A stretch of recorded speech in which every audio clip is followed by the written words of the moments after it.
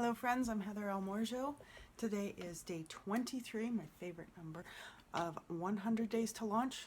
Launch what? 100 days until we launch the social enterprise for foodscaping, so taking out lawns and putting in food forests, in using the opportunity to work with marginalized people for labor and training and the installation of that work.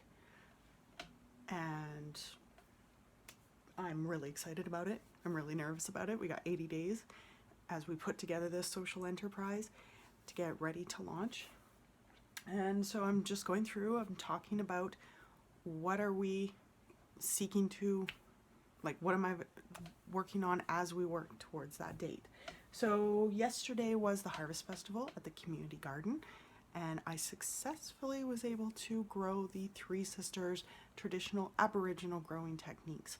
So this means that the corn grows in the center, beans are planted in the mound around it and grows up, holding onto the corn for support, and then at the base of the mound is going to be squash of some kind, and this suppresses weeds. And the three systems work together through nutrients in the soil, stability, water sharing, like it's a really beautiful symbiotic system. There's also onions to suppress pests, and borage or starflower to attract pollinators.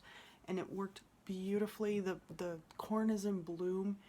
I used seeds from the Aboriginal Seed Project, which are glass gem corn, which are not typical for this region at all. They're really a South American maize style of dry corn, but it's growing and it flowered. And then the beans also came from the southern states. They were the 1500-year-old cave beans. They were found in a pot with pitch. Inside, when they carbon dated it, these beans had been in there for 1500 years. So they are growing as well. The squash, oh, and that was from rareseeds.com. And the squash was just a sugar pumpkin that I saved the seeds from last year. And also yesterday I sent a letter to my mentor just talking about some of the questions he posed to me about, like, who's interested in these things, what's the market for it, what sort of people are interested in working for it, and who's our clients, and things like that. So that was important to get out there. Today was an exciting day. I got to meet with Sean, our web developing guy. He's really talented and has a lot of insight into different art techniques, and I want to call him like a techno artist. And also today I went to Scarborough United Church for their Women's Talking Stick Healing Circle. So this was an elder who was given a talking stick who brought it to the circle, and we discussed truth and reconciliation. So the women who were affected by residential school, day school, the 60s scoop, the millennial scoop, where they were taking children out of their homes, out of their families, and putting them in with settlers' families, were talking about the intergenerational trauma and impacts of that, and how to work towards healing, and what some of the feelings and pain and experiences that are coming up as we work towards reconciliation have been. And it was a really empowering, soulful moment, to connect with these women as I'm going through my Métis reconciliation journey and connecting with my heritage and traditions of my family, both all of them, the Métis side as well as other tribes within my bloodline. It's really important for truth and reconciliation to exist not only between Canada and the people of Turtle Island, but also us with the earth and us with each other.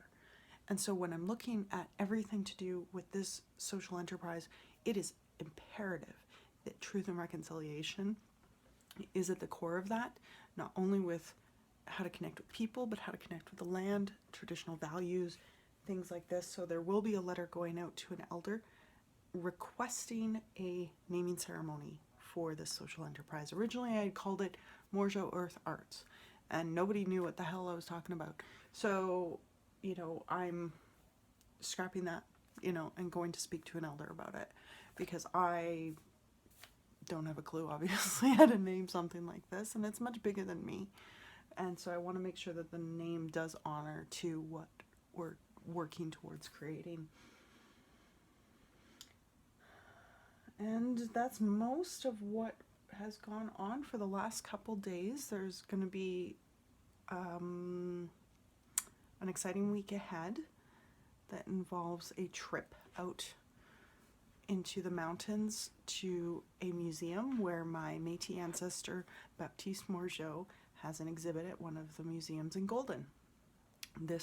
He scouted the Rogers Pass and almost died on the trip, and then was the first person to open a store in Golden.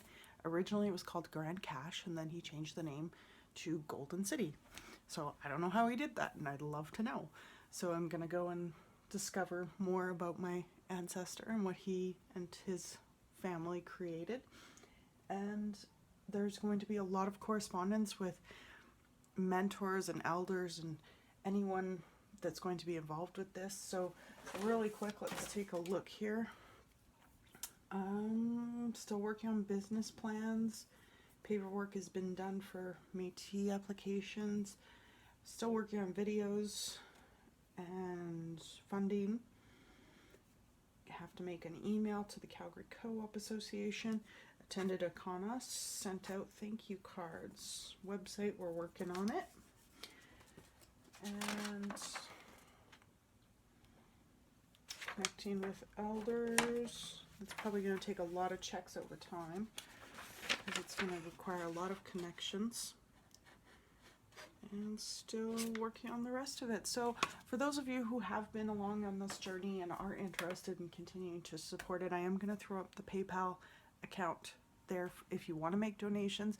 Even though we're still working towards Kickstarter crowdfunding level, it still has expenses involved with it. This is not just about me. This is much bigger than I am. This is a social enterprise. The focus is going to be helping and empowering many marginalized people, and there will be disclosures at every level about any input financially and how it is applied to any expenses. So that will be available on this video. If you've been following, I thank you, and I wish you a wonderful week.